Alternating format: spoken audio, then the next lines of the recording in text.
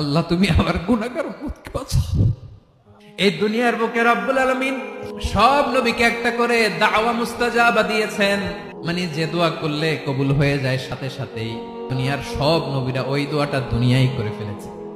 বিশ্বনবী বলবেন, আল্লাহ ওই স্পেশাল দোয়াটা দুনিয়াতে করি নাই, আজকে আমি তোমার দরবারে দাঁড়িয়ে কিয়ামতের দিন ওই দোয়াটা করছি। আল্লাহ আমার যে উম্মতের হৃদয়ে যাররা পরিমাণ ঈমান আছে, আমার একটা উম্মতকেও তুমি জাহান্নামে ঢুকাতে পারবা না।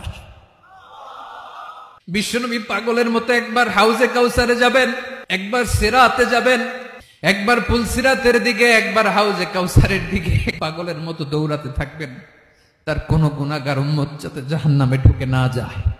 উম্মতি বিশ্বনবী আমার জন্য কাঁদবেন, আপনার জন্য কাঁদবেন, আমাদের জন্য সেদিন কেঁদে কেঁদে জাহান্নামের দরজায় দাঁড়িয়ে আমাদেরকে টেনে টেনে জান্নাতে ঢুকাবেন।